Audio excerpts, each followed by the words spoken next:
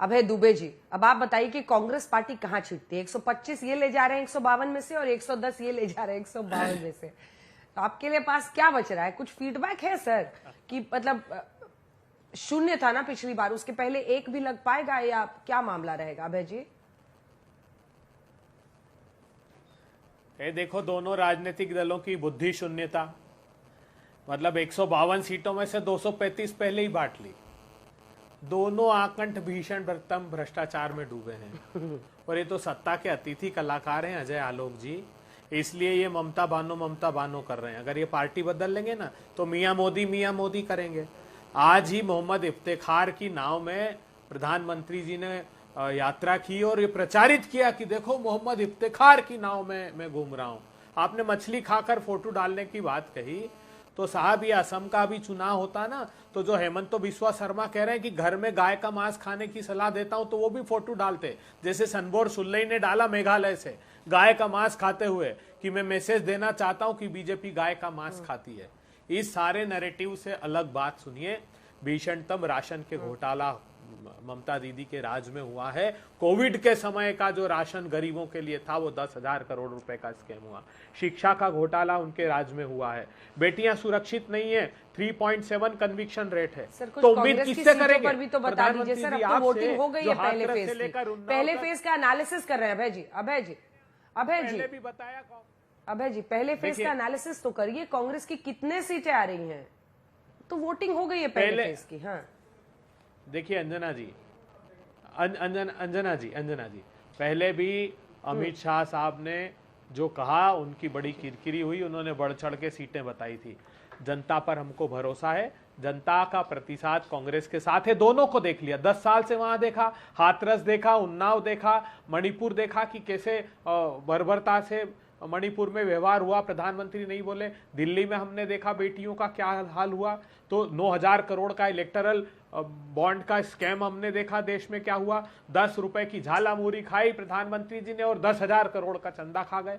तो दोनों राजनीतिक दलों को देख लिया। अब पश्चिम बंगाल की जनता ने मानस बनाया है कि स्वर्णिम काल जो उनका था 1948 से लेकर के 77 तक, बीसी राय से लेके तो सिद्धार्थ शंकर रे तक, तो 100 उस स्वर्णिम काल को याद करके फिर से कांग्रेस पार्टी को बहुत बड़ा प्रतिशत। तो 100 सीटें आपकी भी आ रही हैं। नहीं, सीटों की संख्या वही बताते जिनका आत्मविश्वास डगमगा। पश्चिम बंगाल में जिनका आत्मविश्वास डगमगाया हुआ है वो नैरेटिव सेट करने के लिए बता रहे हैं। मैं क्या कह रहा हूं, हम लेकिन आशुतोष जी एक स्ट्रैटेजी का भी हिस्सा होता है, लेकिन अभय जी पता नहीं ऐसी स्थिति में भी नहीं है। स्ट्रैटेजी का भी हिस्सा होता है, क्योंकि जो वोटर होता है कई बार वो देखता है कि यहां मैं वोट डालूं भी या ना डालूं, क्योंकि इनकी सरकार बनेगी भी या नहीं बनेगी। तो ऐसे में दोनों ही पार्टियां फर्स्ट फेज में प्रोजेक्शन करती हैं कि हम 125 हैं, एक कहता है हम 100 हैं, 110 हैं। तो वो एक प्रोजेक्शन का भी हिस्सा होता है जिसमें आप सेकेंड फेज को इन्फ्लुएंस करने की कोशिश करते हैं। लेकिन ये हाई वोटर टर्नआउट आपकी नजर में, अब एक दिन का एनालिसिस का टाइम तो आपको मिला ही होगा, क्या इशारा कर रहा है?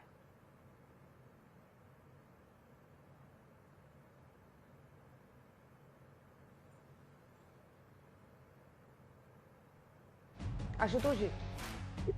अच्छा, मुझसे सॉरी देखिए, हाई टर्नआउट को मैं बहुत ज्यादा इंपॉर्टेंस नहीं देता हूं। मैं बिल्कुल हाई टर्नआउट को बहुत ज्यादा इंपॉर्टेंस नहीं देता हूं, क्योंकि देखिए ये अरिथमेटिक का भी खेल हो सकता है और केमिस्ट्री का भी खेल हो सकता है। अरिथमेटिक इसलिए क्योंकि अगर if you go by election commission का जो पूरा लॉजिक है कि भाई हमने उसमें से करीब 10% डेड वोट्स को निकाल दिया है, तो ऑब्वियसली इलेक्शन कमीशन के हिसाब से वो डेड वोट्स थे वो कभी वोट नहीं करते थे। क्योंकि उन्होंने वोट नहीं किया तो ऐसे में वो संख्या जो 80% होने वाली तो 90% हो गई। इसलिए मुझे उसमें कोई बहुत ज्यादा यकीन नहीं।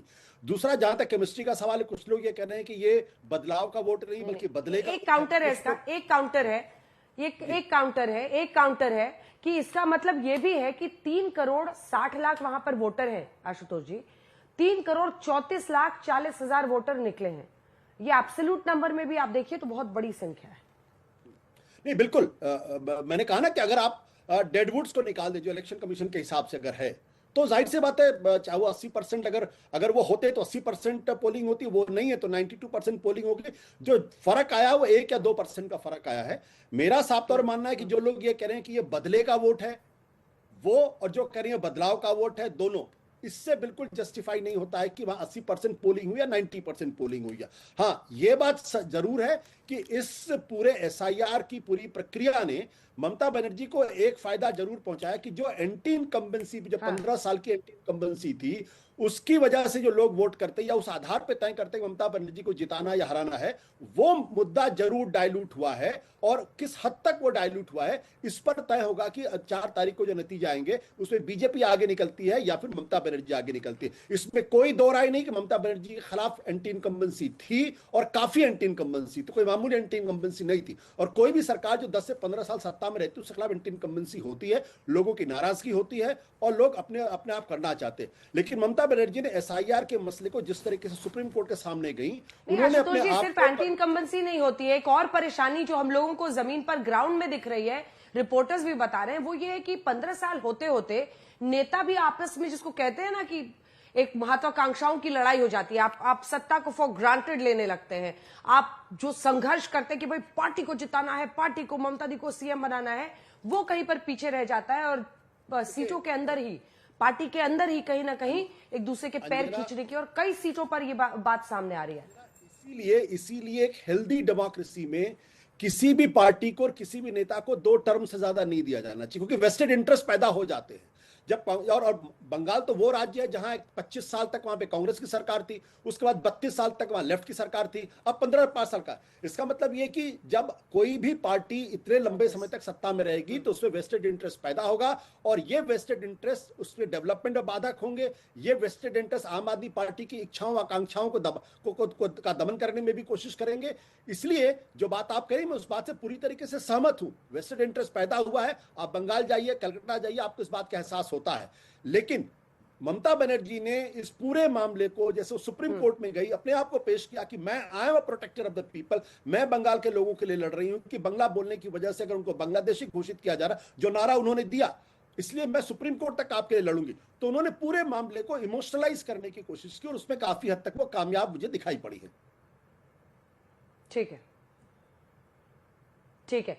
संगीत रागी जी, जल्दी से आपका टेक, जिसके बाद मैं अगले हिस्से के सवालों पर जाऊंगी। आपका टेक जो आशुतोष जी कह रहे हैं उस पर और हाई वोटर टर्नआउट पर। मजेदार बात है कि इतना कर्कश स्वर जो है आशुतोष का आज से पहले वोटिंग के पहले ममता बनर्जी के खिलाफ कभी देखने को नहीं मिला, ना आपके स्टूडियो में, ना ही कहीं और जहां पर हम और वो दोनों बात कर रहे थे। दूसरी बात, महत्वपूर्ण बात है, मैं 2 चीजें और इशारा करना चाहूंगा।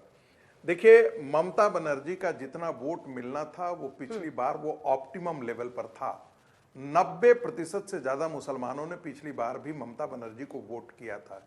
इसलिए मैं ऐसा मानता हूं कि ये जो वोट आया है जिसे आप देख रहे हैं, वो टर्नआउट, वो वोटर है जो हिंदुओं का वोट जो है वह, जो सूरत से चल करके गया है, जो बिहार से चल करके गया है, जो मुंबई से चल करके गया है, वो वोट जो है वो जो कल तक नहीं देने जाता था वो भी पोलराइज हुआ है। और मोटे मोटे मुझे लगता है 57% वोट जो है वो हिंदुओं का भारतीय जनता पार्टी को मिलता था। यदि भारतीय जनता पार्टी को जीतना था तो इसमें 64% के आसपास हिंदुओं का वोट पोलराइज होकर के भारतीय जनता पार्टी को मिलने की आवश्यकता है। मुझे लगता है कि 142 ऐसी सीटें हैं जहां पर भारतीय जनता पार्टी कभी न कभी चुनाव जीत चुकी है। ममता के ही 3 चुनावों के अंतर्गत एक बार कभी न कभी 142 सीटों पर जीत चुकी है। इसलिए ये कहना कि ये हो नहीं सकता, मुझे लगता है कि ये थोड़ा सा ज्यादती होगी भारतीय जनता पार्टी के खिलाफ। दूसरी बात, हम त्रिपुरा को नहीं भूलना चाहिए। 2013 में 0 सीट था, खाता खुलना नहीं खुल पाया था और अगली बार 36 सीटें आ गई थी। हरियाणा में 4 सीटें थी और जाकर के जो है वो 47 सीटों पर आ गई थी। आसाम के अंदर 5 सीटें थी 11 में, 16 में 60 सीटें आ गई थी। तो जो अभी जो सेकंड फेज की तरफ जो इशारा किया जा रहा था वो साउथ बंगाल और ग्रेटर कलकत्ता की मैं बात कर रहा हूं। पिछली बार भी साउथ बंगाल में 40 सीटों पर भारतीय जनता पार्टी लोकसभा चुनाव के दिए आप देखेंगे तो वो बढ़त बनाए हुए थी। इसलिए सेकंड फेज में भी मैं ये मान करके चलता हूं कि पहला जो फेज है, और देखिए ना, त्रिपुरा में पिछली बार आपने बात की तो 92.88% का ऐतिहासिक वोटिंग इस बार पश्चिम बंगाल में हुआ है। इससे पहले त्रिपुरा में 2 बार त्रिपुरा ने रिकॉर्ड पोलिंग की थी 2008 के विधानसभा चुनाव में, जब 91.22% वोटिंग हुई थी और 91.82% वहां पर 13 के विधानसभा चुनाव में हुई थी।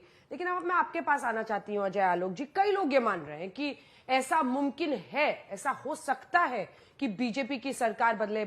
आप लोगों का वो गाना खूब आप लोग यहाँ पर बजा रहे हैं, पॉल्टनो दरकार चाहे बीजेपी सरकार, परिवर्तन ये वर्ड कई लोग बोल भी रहे हैं, लेकिन कह रहे हैं कि शॉर्ट ऑफ आप ये रह जाएंगे मेजॉरिटी, मतलब सीधा 140 पार पहुंचना आपके लिए रह जाएगा आपके हाथ से दूर और ममता बनर्जी निकाल लेंगी, क्योंकि कई जगहों पर उनकी लोकप्रियता अभी भी बोलती है। इस पर आपका काउंटर क्या होगा?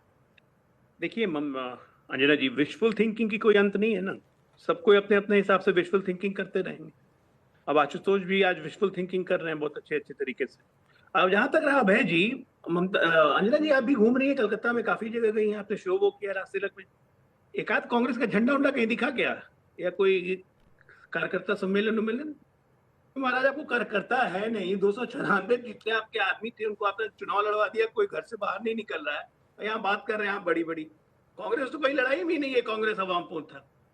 आपको तो कोई, आपके तो अपने बड़े बड़े नेता यहाँ पे आते नहीं हैं, और उल्टा कहते हैं कि बीजेपी को इसलिए फायदा हो रहा है क्योंकि टीएमसी का भ्रष्टाचार से बीजेपी ने स्पेस बना लिया। आपके राहुल गांधी जी यही कहते हैं।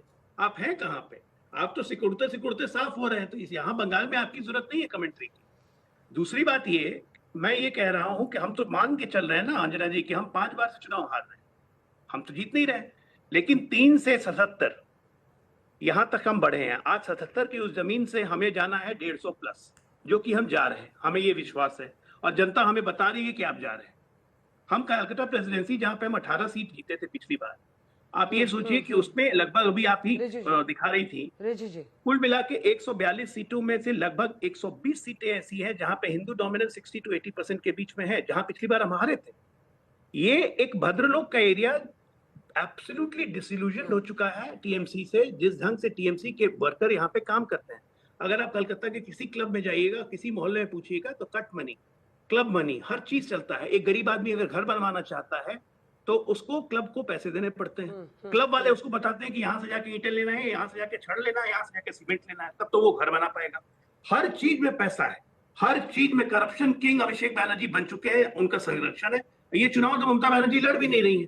कलकत्ता की गलियों में तो हर जगह ही चर्चा है कि ये चुनाव अभिषेक का चुनाव है, ममता का तो चुनाव ही नहीं।